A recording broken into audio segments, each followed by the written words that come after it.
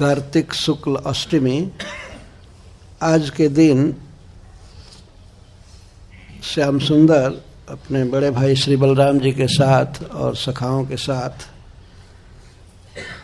गौए चराना चालू किए। इसके पहले वे बछड़े चराते थे। 5 वर्ष की अवस्था में वे बछड़े चराए थे। अब 6ठे वर्ष में प्रवेश करने पर, जिसको पौगंड अवस्था कहते हैं, 6 से 10 वर्ष तक पौगंड अवस्था कही जाती है। इसके पहले कुमार अवस्था कही जाती है, 1 से 5। तो 6ठे वर्ष में श्री कृष्ण प्रवेश किए और 6ठे वर्ष के प्रारंभ में कार्तिक शुक्ल अष्टमी के दिन उन्होंने गोचारण करना प्रारंभ किया। पहले बछड़ों को चराते थे तो थोड़े से जगह पर ले जाते थे, बहुत दूर नहीं। और आज के दिन भगवान ने वृंदावन में प्रवेश किया, बहुत विस्तार से गौओं को दूर दूर तक चराने के लिए। पद्म पुराण के कार्तिक महात्म्य में लिखा गया है, शुक्लाष्टमी कार्तिके तो स्मृता गोपाष्टमी बुधये तद्दिनाद् वासुदेवो भूत गोपः पूर्वं तु वत्सपः। कार्तिक शुक्ल अष्टमी के दिन भगवान वासुदेव श्री नंद नंदन गोप हुए। इसके पहले वत्सप थे, वत्स प बछड़ों का पालन करने के लिए, और अब गोप हुए, गौओं का पालन करने वाले। तो भगवान ने इस दिन से गौओं का पालन प्रारंभ किया वृंदावन में चरा चरा करके। तो इसलिए इसको गोप अष्टमी कहते हैं, गोपाष्टमी। विद्वानों ने ऐसा कहा है। तो पद्म पुराण के कार्तिक महात्म्य में ये श्लोक आया है, शुक्लाष्टमी कार्तिके तो स्मृता गोपाष्टमी बुधई तद्दिनाद् वासुदेव भूत गोप पूर्वम तु वत्सप। तो आज के दिन का विशेष महत्व है। आज के दिन श्री भगवान अपने ब्रज गांव के सीमा से बहुत दूर तक वन में प्रवेश कर रहे हैं, आज के दिन गौओं को चराने के लिए। श्री ब्रह्मा जी को जो मोह हुआ था, उस समय भगवान बछड़े चरा रहे थे, बहुत कम दूर में ले जाते थे और गौओं के लौटने के पहले ही घर पर ला देते थे। उनको खिड़क बंद कर दिया जाता था। गौएं शाम को आती थी और बछड़े तो लगभग 1-2 बजे तक लौट जाते थे, या 12 बजे ही थोड़ा सा चरे तो दूध पीते थे, थोड़ा चरते थे, लौट जाते थे। तो आज के दिन श्रील सुखदेव गोस्वामी यहाँ लीला प्रारंभ कर रहे हैं। इसके पहले 14वें अध्याय में श्री ब्रह्मा जी के द्वारा की गई स्तुति है, जिस स्तुति में श्री ब्रह्मा जी अपने द्वारा की गई भूल को स्वीकार कर रहे हैं। ये तो भगवान की मंजू महिमा देखने के लिए बछड़ों का और गोप शिशुओं का हरण किए थे, परंतु भगवान स्वयं ही बछड़ा बन गए साल भर तक, और स्वयं गोप सखा बने और अपने से अपने को हाँकते हुए ब्रज में ले जाते थे और लाते थे चराने के लिए। ये अद्भुत लीला भगवान ने किया। इसका कारण ये था कि ब्रज में समस्त गौओं की इच्छा थी कि कृष्ण हमारा दूध पिए, हमारा बच्चा बने, और समस्त माताओं की ये इच्छा थी कि कृष्ण हमारा बच्चा बने, हमसे जन्म ले। तो भगवान गौओं की और गोपियों की, मातृभाव वाली गोपियों की इच्छा को पूरा किए। 1 बरस तक खूब दूध पिए। वैसे अपने स्वरूप से तो दूध पीते ही रहते थे। श्री ब्रह्मा जी कहते हैं अपनी स्तुति में कि आपने खूब पिया दूध, खूब पिया। तो हजारों हजारों गोपियाँ थी मातृभाव वाली, और हजारों हजारों लाखों गौएँ थी। सबका बछड़ा बन जाना और बच्चा बन जाना और इस तरह से दूध पिया भगवान ने, खूब पिए। ब्रह्मा जी कहते हैं अलम अलम खूब पिए दूध। तो इसके बाद अब श्रील सुखदेव गोस्वामी महाराज परीक्षित के सामने गंगा जी के तट पर ऋषियों की सभा में पौगंड लीला प्रारंभ कर रहे हैं। इस स्तुति के बाद ततश्च पौगंड वयः श्रितौ व्रजे, ततः पंचम वर्ष के अनंतर, बहुत बाद में नहीं, 5वां वर्ष पूरा हुआ और 6ठे वर्ष में श्री भगवान पौगंड वयः श्रितौ, श्री बलराम जी और श्री कृष्ण पौगंड वयः श्रितौ, पंचमाद उपरि आ नवम पर्यंतम पौगंडम, पौगंडम दशमावधि। उस समय श्री कृष्ण गोप सखाओं के लिए और गौओं के लिए बिल्कुल तरुण जैसे दिख रहे थे। माँ जशोदा को नहीं, माँ जशोदा के लिए तो अभी बिल्कुल छोटे ही लग रहे थे। यद्यपि भगवान 6 बरस के थे, लेकिन वे लगता था देखने में कि वे 8 बरस के हो गए हैं। इस तरह से उनका स्पिरिचुअल शरीर, उसमें बढ़ना घटना तो कुछ है नहीं वास्तव में, केवल लीला प्रकाशन करना है। तो बहुत ही स्वस्थ, बहुत सुंदर। और कभी कभी श्री कृष्ण बलराम दिखाते थे कि अब हमारी उम्र बहुत बढ़ गई और बल भी शरीर में बढ़ गया और गोचारण के लिए पर्याप्त बुद्धि हमारे पास हो गई है, बुद्धि भी बढ़ गई है। तो कोई स्कूल नहीं गए थे, लेकिन गोचारण की कला में वे विदग्ध थे, ये दिखाते थे। वास्तविक यही इच्छा थी कि श्री बलराम जी के साथ श्री भगवान वृंदावन में रहने वाले पशु पक्षी वृक्ष आदि को अपनी लीला द्वारा आनंद देना चाहते थे। और भी कब तक प्रतीक्षा करते रहेंगे वो वृक्ष जो कृष्ण लीला के लिए ही, कृष्ण की सेवा के लिए ही वृक्ष बने थे। और वन में रहने वाले हरिण और मयूर, कोयल, पक्षी इत्यादि, ये सब प्रतीक्षा कर रहे थे भगवान की, प्रियतम श्याम सुंदर की। बहुत दिन से इच्छा थी और श्री कृष्ण चाहते थे कि हमको अब छुट्टी मिले वृंदावन में जाने का, गाय चराने का। लेकिन जब वे कहते थे माँ जसोदा से, माँ जसोदा डांट देती थी, अभी अपनी उम्र नहीं देखते हो और गाय चराने, बछड़ा चरा दिए, यही काफ़ी हुआ, अभी नहीं, वन में नहीं भेजूंगी। कभी कभी श्री कृष्ण कहते थे मैया बाबा से कह दो, तुम देखी नहीं हो मुझ में कितना बल बढ़ गया। उस दिन वृक्ष मैं ही उखाड़ा था। तो माँ जसोदा तो विश्वास नहीं, क्या बकवास करता है। हाथी, हजारों हाथी भी मिल करके जिस जमलार्जुन का उत्पाटन नहीं कर सकते थे, अब ये उखाड़ा था। तो उखल बंधन में बंधे थे, रस्सी खोल ही नहीं सकते थे और वृक्ष उखाड़ दिए। मैं ही सकट को अपने पैर से मारा था, उलट गया था सकटा से। इस तरह की बात तो कहते थे, लेकिन माँ कभी नहीं मानती थी। वो तो जानती थी भगवान की कृपा से बच गया, कोई दैवी प्रेरणा थी, ये सब कांड हो गया। लेकिन श्री कृष्ण इस तरह से कहा करते थे। तो पौगंड वयः, पौगंड अवस्था में दोनों भाई स्थित थे, बिल्कुल तरुण जैसे देखने में लगते थे। तो पशुपाल स्तौ, पशुपाल सम्मतौ बभूवतु, बहुत काल से कहते थे हम गाय चराने जाएंगे, गाय चराने जाएंगे, लेकिन अंत में पशुपालन में सम्मत हो गए दोनों। तो वहाँ जो वरिष्ठ गोप थे, जैसे उपनंद महाराज या नंद महाराज आदि, इन लोगों ने स्वीकार कर लिया, ठीक है ये पशुपालन करने में समर्थ हैं, योग्य हैं।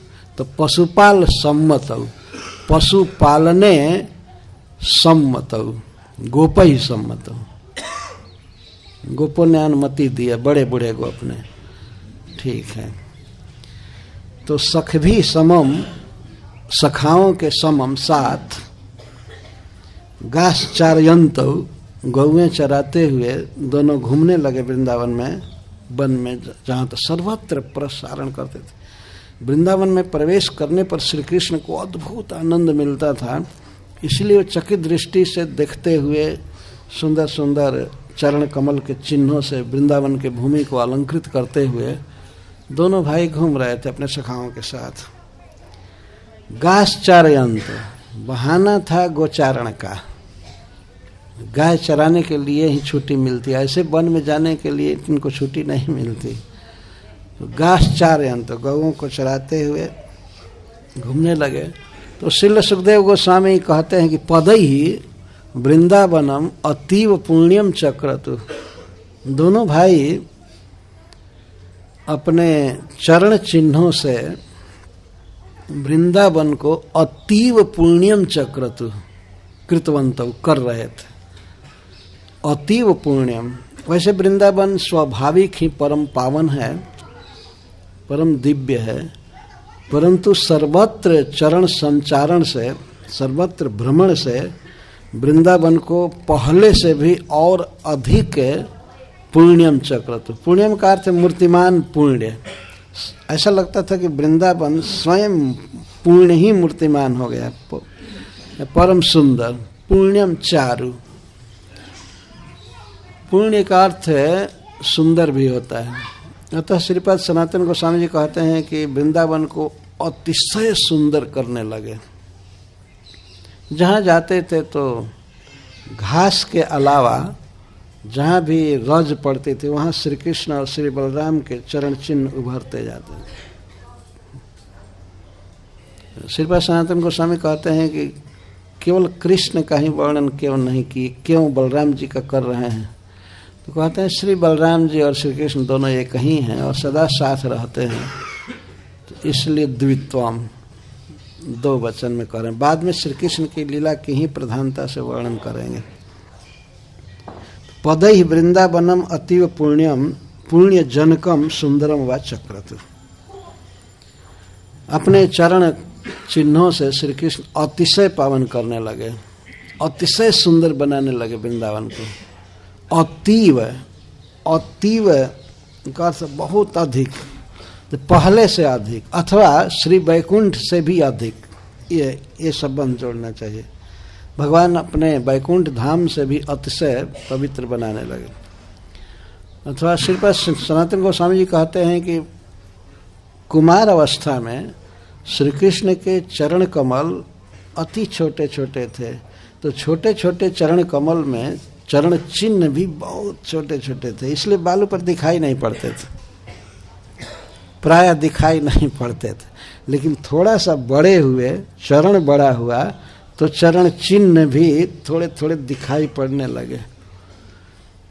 इस कारण से वृंदावन और पहले की अपेक्षा और अधिक रमणीय दिखने लगा, सर्वत्र चरण की छाप पड़ने लगी।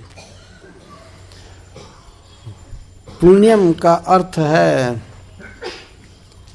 पवित्रता विधायक, जो पवित्र करे उसको पुण्यम कहते हैं। तो यह वृंदावन सब प्रकार के पाप, अपराध, भगवत विमुखता को दूर करता है और श्री कृष्ण के सम्मुख करता है, श्री कृष्ण में प्रीति देता है, इसलिए इसको पुण्यम कहा जा रहा है।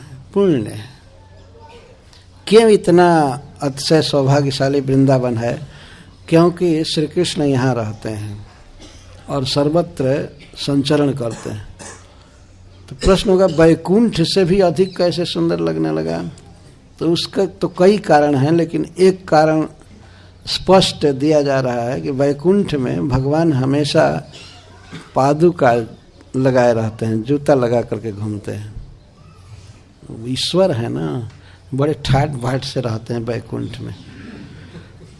तो यहाँ पर श्री कृष्ण गोप जाति के हैं, तो गोप जाति का स्वाभाविक धर्म है गौओं का पालन करना, स्वाभाविक धर्म है।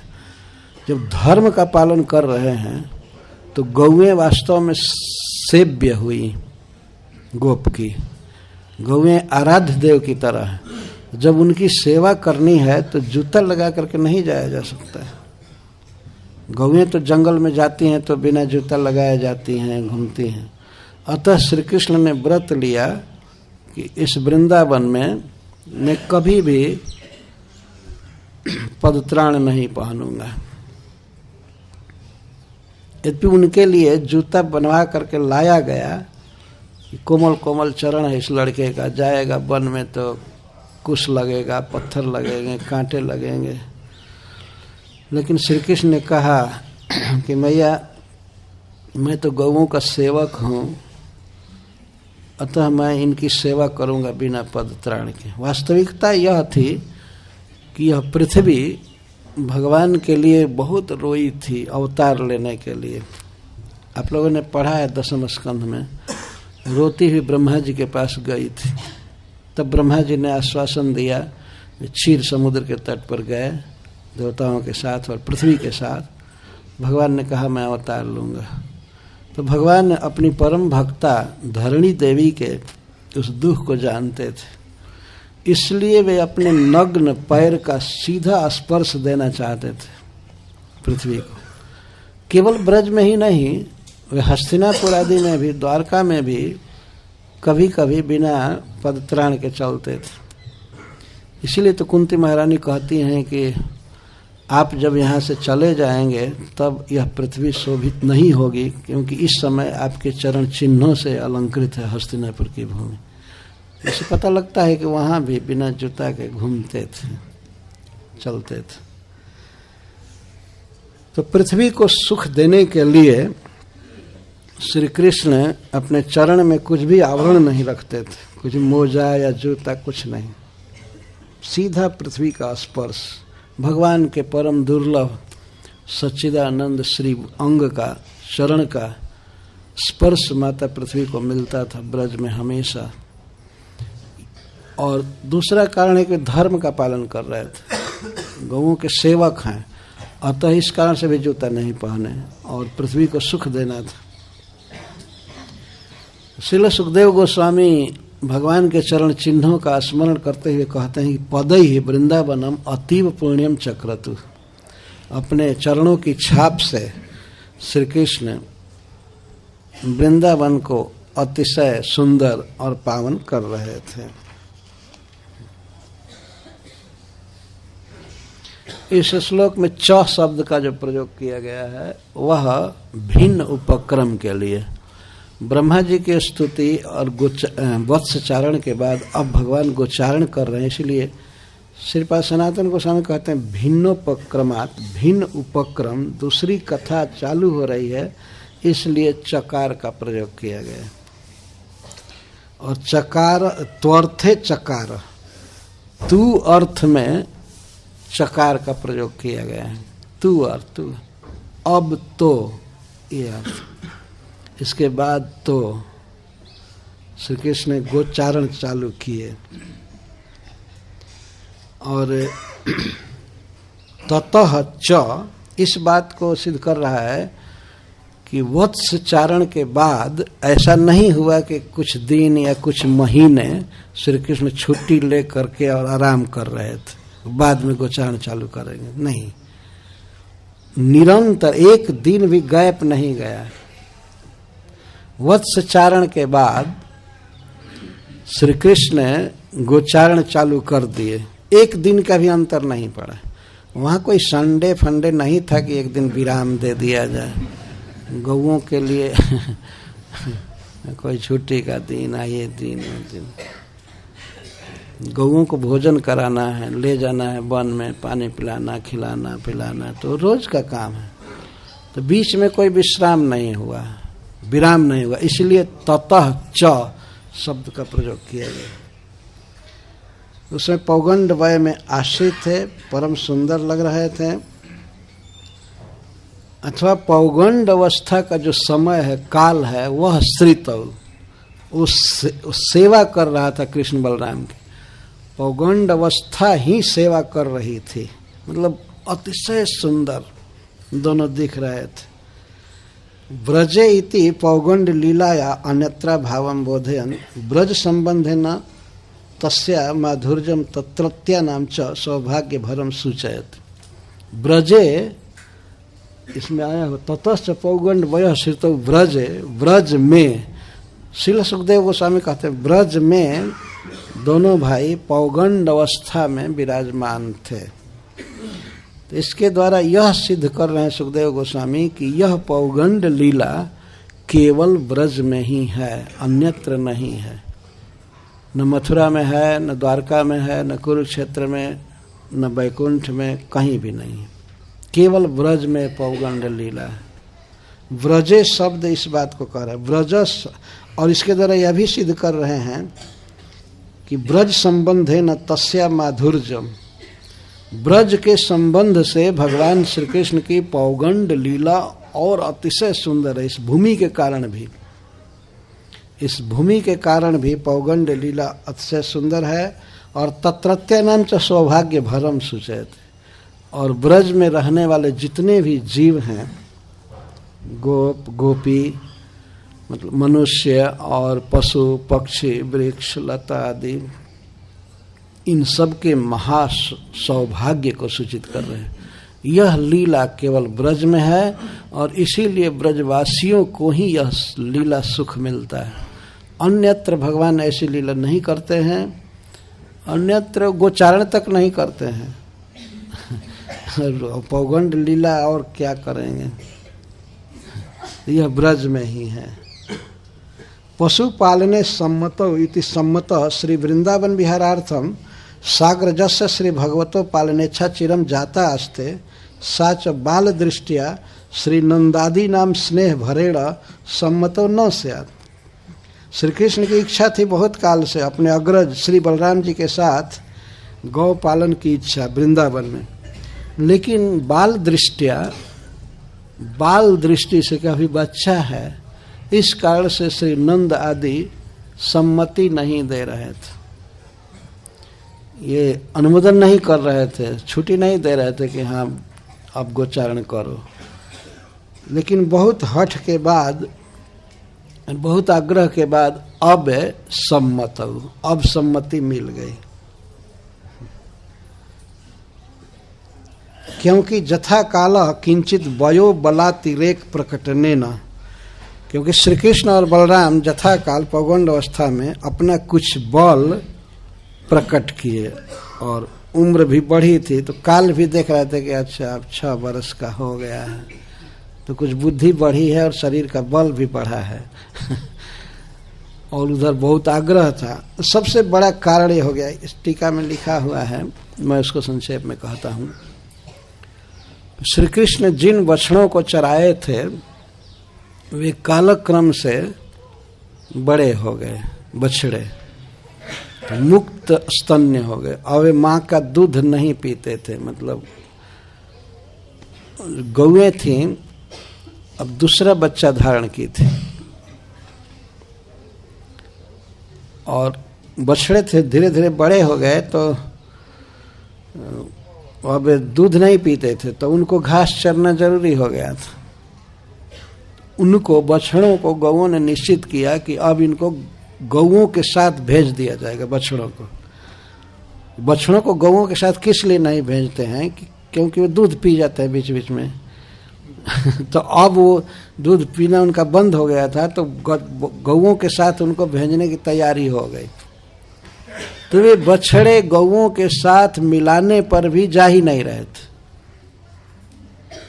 वो जा ही नहीं रहे थे। वो नंद बाबा के घर के आसपास आ करके रम्हाते थे। उनकी इच्छा थी कि श्री कृष्ण जब चलेंगे चराने के लिए तब हम जाएंगे, क्योंकि अब तक हमको यही चराए हैं। तो गौओं के साथ जाना है, तो वे सब आ गए। निरुद्ध करने के बाद भी लोग गोप घेरते थे, चलो इधर चलो, डंडे से घेरते थे, लेकिन वो जा ही नहीं रहे थे। और वो बछड़े नहीं जा रहे थे तो गौएं भी नहीं जा रही थी, और गौएं नहीं जा रही थी तो बैल आदि जो साथ में थे वे सब कोई नहीं जा रहे थे। लगता था तो ऐसे बिना भोजन कराए, बिना घास चराए कैसे गौओं को रखा जाए, ये समस्या आ गई।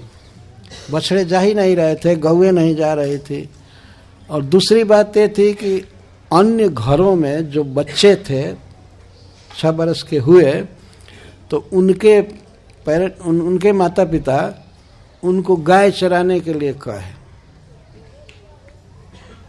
वे भी नहीं जा रहे थे कि हम नहीं जाएंगे, जब श्री कृष्ण चलेंगे तब जाएंगे चराने के लिए। तो श्री कृष्ण जब गाय चराने जाएंगे तब हम जाएंगे, नहीं तो नहीं जाएंगे। इस तरह से अब वो सखा भी नहीं जा रहे थे। और दूसरी बात ये हुई कि जिन गोपों को गोचारण में रखा गया था उनको विरत कर दिया गया कि लड़के हो गए चराने योग्य, तो आप लोग घर पर रहिए। तो वो लोग निवृत्त हो गए थे और ये बच्चे सखा श्री कृष्ण के जा नहीं रहे थे, बछड़े नहीं जा रहे थे, गौवे नहीं जा रहे थे। तो बाध्य हो करके श्री नंद बाबा को अनुमति देनी पड़ी। अब क्या करेंगे? तो श्री बलराम जी को स्पेशल सावधान करके कि ठीक है तुम ले जाओ, लेकिन कृष्ण को हमेशा अपने साथ रखना और कभी भी गाय घेरने के लिए मत कहना। जा रहा है बस तुम्हारे साथ, देखेगा, खाएगा, खेलेगा, आ जाएगा और दोपहर को ही आ जाना, शाम मत करना है। पहला दिन था गोपाष्टमी का दिन, तो ये बच्चा थक जाएगा, ले जाओ और कभी इसको किसी पेड़ पर मत चढ़ने देना। ये फल खाने में बहुत तेज है। तो गीता में भगवान कहते हैं कि कर्म करो फल सब हमें दो। तो एक कथाकार कह रहे थे कि कृष्ण को हमेशा फल खाने की इच्छा है, सारा फल हमको दो। और भागवत में एक कथा भी है कि एक फल बेचने वाली आई, फल लो। तो श्री कृष्ण यह सुनते ही दौड़े, कुछ अनाज अपने हाथ में लेकर के दौड़े। तो दौड़ने में अनाज धीरे धीरे गिरता गया अंजलि से, एक भी दाना नहीं रहा। लेकिन गए थे वास्तव में पैसा लेकर के खरीदने के लिए, वो अनाज लेकर के विनिमय करने के लिए। तो उस फल विक्रयणी ने देखा कि बच्चा का हाथ खाली है, कुछ है नहीं, फिर भी उसने कई फल दिया, छोटा छोटा फल दिया, उनकी अंजलि को भरा। तो उसकी जो टोकरी थी उसको रत्नों से कृष्ण ने भर दिया। ये लीला है भगवान की। तो श्री जशोदा जी कहती है कि इसको कभी भी किसी पेड़ पर मत चढ़ने देना और किसी कुंड में और नदी में इसको स्नान मत करने देना।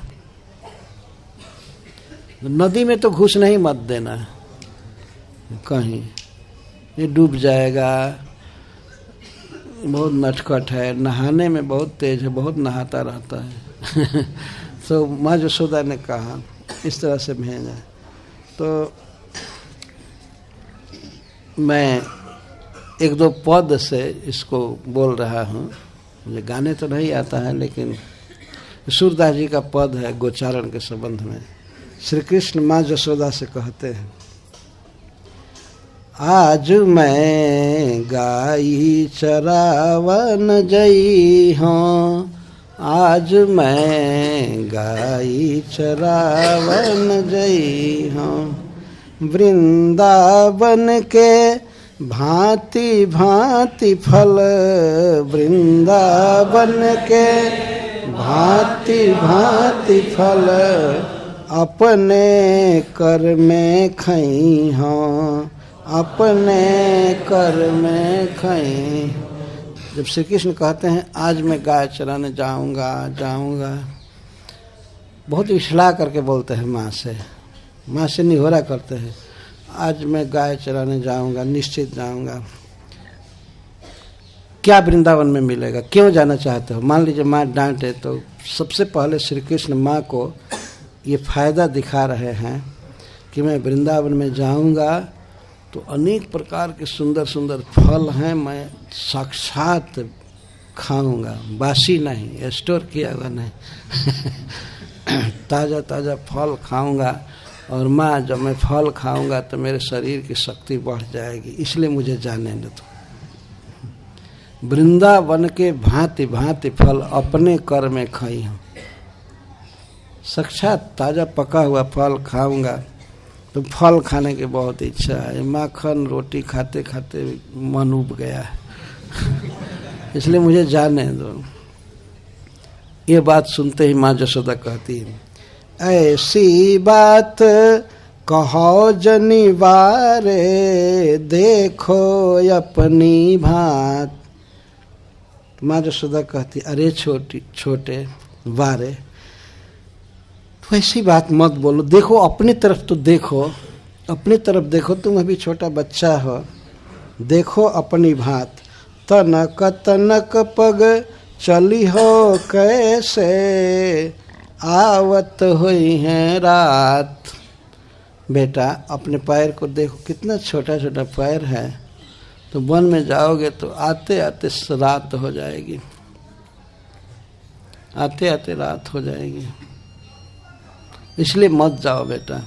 और गोप लोग तेज चलेंगे, लेकिन तुम्हारे कारण उनको भी लेट करना, विलम्ब करना होगा, तो जाओगे ऐसे छोटे छोटे पैर से कैसे जाओगे, सुकुमार पैर से, आते आते रात हो जाएगी। तो श्री कृष्ण कहे, नहीं रात कैसे होगी, हम लोग पहले ही गौओं को लौटा करके चलेंगे, रात कैसे होगी। तब माँ कहती है, तुमको पता है गाय चराने के लिए सवेरे जाया जाता है, और कम से कम शाम तो हो ही जाएगी तुमको। माँ यशोदा तर्क देती है, प्रात जात गैयन लय चारन, घर आवत है सांझ। प्रातः काल गौओं को लेकर जाते हैं बेटा वन में, और आते आते शाम हो जाती है। तुम्हारो कमल बदन मुर कुम्हिलई है, रेंगत घाम हिमांझ। बेटा तुम्हारा इतना सुंदर मुख, कमल से भी अधिक सुकुमार सुंदर मुख कुम्हला आ जाएगा, क्योंकि गौओं को घाम में चराना पड़ता है, घर में तो चरती नहीं। रेंगत घाम हिमांझ, तुम्हें घाम में गौओं के पीछे चलना होगा, घाम लगेगा तो तुम्हारा बदन कमल मुरझा जाएगा। इसलिए बेटा आग्रह मत करो, तुम मत वृंदावन में जाओ। प्रात जात गैयन लय चारन, घर आवत है सांझ। तुम्हारो कमल बदन कुम्हिलई है, रेंगत घाम हिमांझ। घाम में घूमते घूमते, धूप में घूमते घूमते तुम्हारा मुख मुरझा जाएगा, इसलिए मत जाओ तुम। उसी दिन, आज के दिन ही ये बात कर रहे हैं, मैं जाऊंगा जाऊंगा जाऊंगा। तो माँ जब कही कि घाम लगेगा, तो श्री कृष्ण कहते हैं, माँ तुम्हारी कसम खाकर कहता हूँ मुझे धूप नहीं लगता। वास्तव में स्पिरिचुअल शरीर में धूप क्या लगेगा। नैनम छिंदन्ति शस्त्राणि नैनम दहति पावक। भगवान तो ऐसे बोल रहे थे, लेकिन माँ समझी नहीं कुछ। तेरी सो मोहि घामन लागत, भूख नहीं कछु ने। माँ मुझे घाम बिल्कुल नहीं लगती है, धूप मुझे बिल्कुल नहीं लगती है। तुम कहते हो कि धूप से बदन कमल मुरझा जाएगा, धूप मुझे कुछ भी स्पर्श नहीं कर पाती। अरे जब आत्मा को, जीव को आग नहीं जला सकती, हवा नहीं सुखा सकती, और पानी गीला नहीं कर सकता, अस्त्र नहीं काट सकता, एक जीव को भी, आत्मा को, तो परम आत्मा को कैसे ये सब धूप आदि लग सकते हैं। तो श्री कृष्ण बोल रहे हैं अपने स्थिति से भीतर की, लेकिन माँ नहीं मान रही। तेरी सौ मोहि घामन लागत, तुम्हारी शपथ खाकर कहता हूँ मुझे घाम नहीं लगता है। नहीं, मुझे जाने दो जाने दो। तेरी सौ मोहि घामन लागत, भूख नहीं कछु ने। और कहते माँ मुझे इस समय बिल्कुल भूख नहीं है। अरे इस समय भूख नहीं है, ये थोड़े माँ कह रही है। कृष्ण बोलने में कितना प्रवीण, कहते हैं इस समय थोड़ा भी भूख का अनुभव नहीं हो रहा है, सब पेट भरा हुआ है, इसलिए मुझे जाने दो। मतलब मुझे धूप नहीं सताएगी और भूख भी मुझे नहीं सताती है। अरे भूख तो जड़ शरीर में लगती है ना, प्राण को भूख लगती है। भगवान तो इन सब से परे हैं, तो मुझे भूख नहीं सताती है, मुझे घाम नहीं सताती है। बार बार ऐसे कहते हैं, अपना तर्क देते हैं, हमें छुट्टी दो, छुट्टी दो। सूरदास प्रभु कहो न मानत, पर्यो अपनी टेक। तो सूरदास जी कहते हैं कि हमारे प्रभु माँ जो कह रही है उसको नहीं सुन रहे हैं। कहो न माँ, वो जो कुछ कह रहे हैं तो उसको टाल दे रहे हैं। पर्यो अपनी टेक, और अपनी टेक पर अड़ गए हैं कि हमें गाय चराने जाना है, जाना है। नहीं छुट्टी दोगे तो भाग जाऊंगा, मैं चला जाऊंगा। सुन, ध्यान से सुनो, हमारे सखा बुला रहे हैं, बाहर से टेर रहे हैं।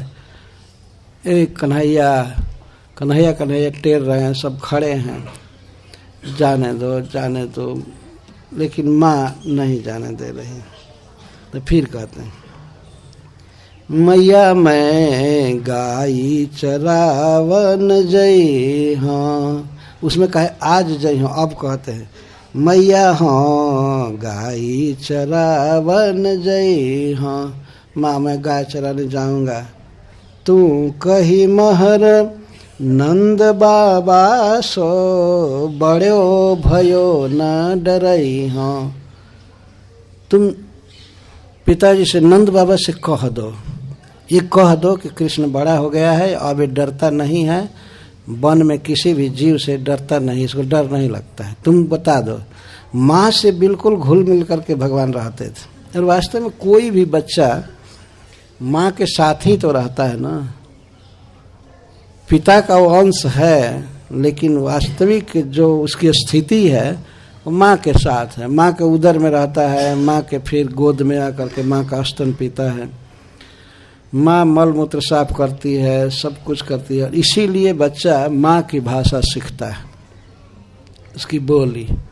हम लोग सारी दुनिया में घूम करके देखते, सब लोग सब जगह लोग कहते हैं mother tongue, mother tongue, mother language, और फादर टंग कोई नहीं कहता है ना। क्योंकि पिता के साथ वो रहता नहीं है, रहता है माँ के साथ। तो स्वयं भगवान भी माँ यशोदा से ज़्यादा, यशोदा के ज़्यादा निकट।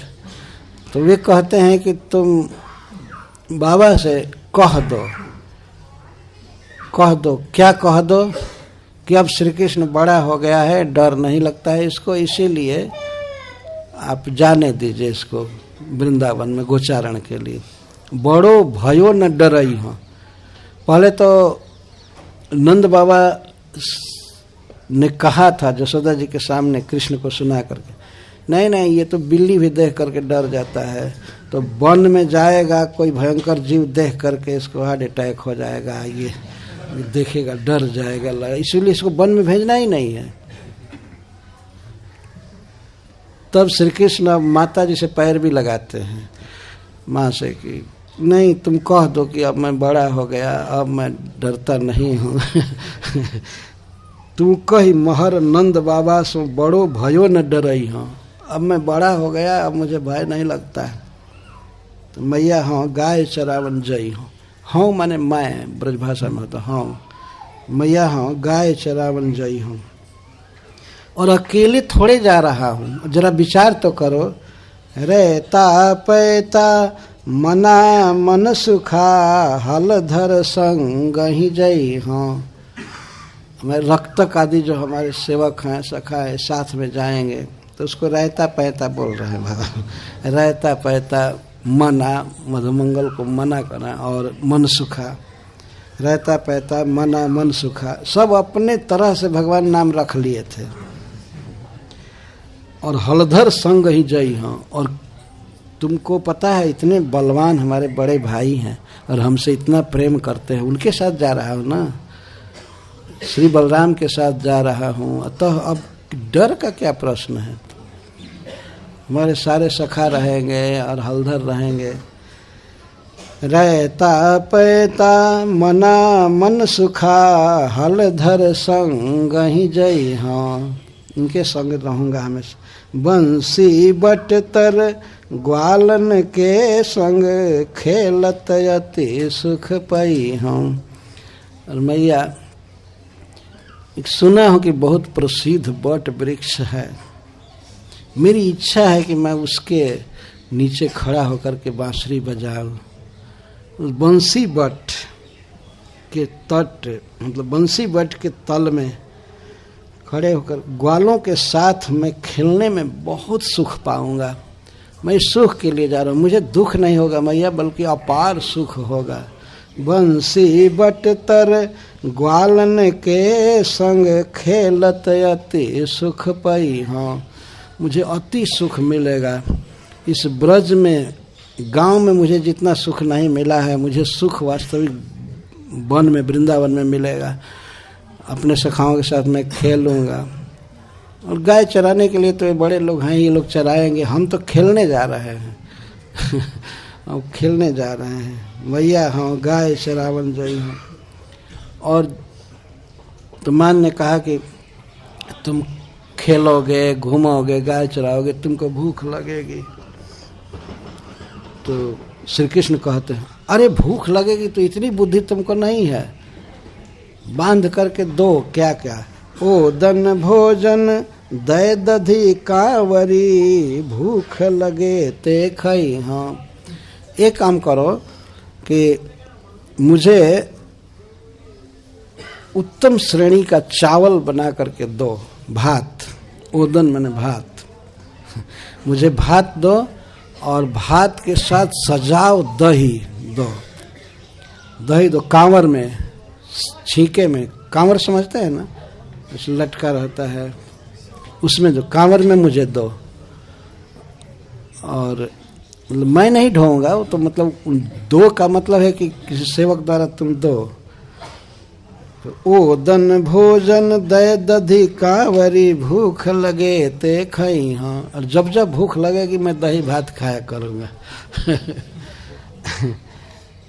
सूरदास है साखी जमुन जल, सौह देहूँ जो नहई। हाँ, और देखो जमुना जी निकट हैं, तुम जमुना जी की कसम खिला दो। ये तीर्थ है ना जमुना जी, जल इतना पावन है, इनके सामने मैं शपथ दे दूंगा कि मैं कभी नहीं नहाऊंगा। जमुना जी से शपथ, जमुना जी में नहीं नहाऊंगा, इनका काला काला पानी बहुत गहरा है, ऐसे ही मुझे बुरा लगता है। किसने कहा? बहुत भयावह, तो मैं इसमें तो कभी नहीं नहाऊंगा। ये सब ऐसे ही बोल रहे हैं। लेकिन वो तो गोचारण करने में जहाँ जहाँ जमुना जी पड़ती हैं वो नहाते ही रहते हैं। तो तुम्हें मुझे शपथ दिला दो, जमुना जी का सामने है, साक्षी हैं जमुना जी, मैं नहीं नहाऊंगा। भूख का उपचार हो गया कि भूख लगने पर दही भात खाता रहूँगा और वृंदावन का फल भी खाता रहूँगा। तब तक हुआ क्या, कृष्ण ऐसे बात कर रहे थे तो सखाओं ने टेरी दिया। हे कन्हैया नाम भी नहीं रखा, वो समझते थे इनका इशारा। श्री कृष्ण जानते थे कि ये कहेंगे वे कहेंगे, या वो सिखा भी दिए थे कि ऐसे कहना, तो टेरी दिए। तो सूरदास जी गाते हैं, चले सब गाय चरावन ग्वाल, चल दिया ग्वाल लोग। तो हेरी टेर सुनत, हेरी टेर सुनत, हेरी टेर सुनत लरिकन के, दौड़ी गए नंदलाल। और जो बच्चों ने टेर दिया, ओ कन्हैया चलना है, वो हाँ हाँ हंस रहे थे, अब चलना है, खेलने की आवाज में। उनको सुनते ही नंदलाल भाग गए जसोदा जी के यहाँ। श्री कृष्ण भाग चले माँ जसोदा के पास से, हम जाएंगे जाएंगे, और कहते हुए भाग चले। भागे तो माँ जसोदा उनको पकड़ने के लिए दौड़ी, लेकिन वो गोपों में इधर उधर छिपते रहे, देखी नहीं। अंत में देखी, पकड़ी तो जा करके दोनों बाह से पकड़ ली। नहीं नहीं नहीं नहीं, तुमको नहीं जाने दूंगी, जाने। तो रोने लगे, नहीं जाऊंगा जाऊंगा जाऊंगा जाऊंगा। अंत में माँ कहती है बलराम जी से, देखो इसको समझाओ, इसको मत जाने दो, इसको मत जाने दो। बोले तुम भी रुको यहीं पर, गांव में ही खेलो, गाय चराना दूसरे का काम है, जाने दो जाने दो। नहीं माने, तो श्री कृष्ण से बलराम जी कहते हैं, माँ यशोदा से बलराम जी कहते हैं, मैया जाने तो इसकी ये इच्छा है तो इस केवल खेलेगा, गाय नहीं चराएगा, इसको गाय नहीं गिरवाएंगे, धूप में नहीं भेजेंगे। तो माँ यशोदा कहती है अच्छा ठीक है, देख ली कि ये मानेगा नहीं, चला ही जाएगा। तो दही भात और जो भी पकवान था श्री बलराम जी को दिखा कर कहते हैं सब लेते जाओ सब मिल कर के, और इसको घंटे घंटे पर खिलाते रहना और कभी गाय मत गिरवाना, कभी वृक्ष पर मत चढ़ने देना, कभी जमुना में मत प्रवेश करने देना किसी कुंड में। तो इस तरह से माँ यशोदा किसी तरह से श्री कृष्ण को विदा की। ऐसा लगा जैसे अपना कलेजा ही बाहर कर रही हो माँ यशोदा।